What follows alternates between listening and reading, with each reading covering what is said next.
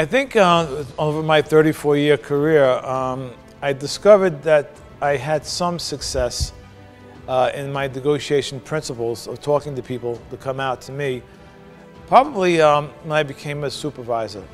So I was a police officer, I was a sergeant, and I was a lieutenant on patrol precinct, in the emergency service unit, and also in the hostage negotiation team. The last 14 years of my career was in command as the commander of the hostage negotiation team. And I think I probably discovered that I had maybe some skill. That's something for other people to decide, but if I had to put some definition on it, probably when I became a sergeant in the emergency service unit, because the emergency service unit is the tactical team. So I think in Italy you understand this as the SWAT team. So it was my decision as a sergeant as to whether we would go through that very dangerous door in that very hostile environment. And it was not just me, I had to bring a squad of officers with me. So before I attempted to go right through that door, I would attempt the process of negotiating. So that individual can come out to us, so we would not have to enter into this hostile environment, where we know in police work, every time you go through a door in a tactical application, there's a 50-50 chance at best of coming out safe. And you can probably imagine that the police don't like 50-50 odds, right? Nobody likes 50-50 odds. So I had a fair amount of success in talking to people, in my soft way of talking to people, my demeanor, non-judgmental, non-threatening.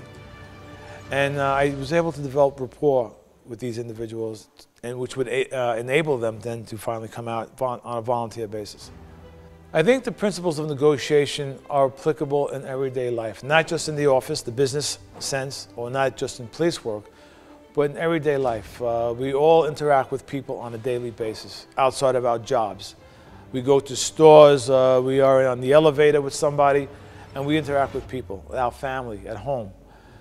And the principles of negotiation have proven effective when talking and managing emotion. The one thing that all negotiations have in common, whether it be in the business world or in police work, is that they are all emotionally driven. Emotion is ruling the moment, and people respond sometimes very aggressively. So it's the job of a negotiator, again, in everyday life, to try to manage emotion, and by bringing it down. And some of the mistakes that people make is by meeting anger with anger. So if somebody is aggressive with you, and you respond the same way back, what did you say? They will respond back also. I will tell you what I said, and then we have the two bucking rams, and there's no movement.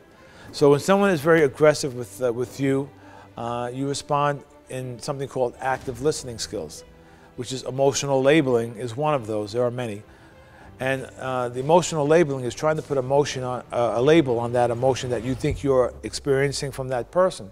So for example, Sir Leo, you look like you're upset today. You seem angry.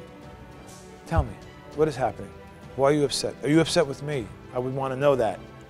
And that will open the door for that person to start explaining why they may be upset.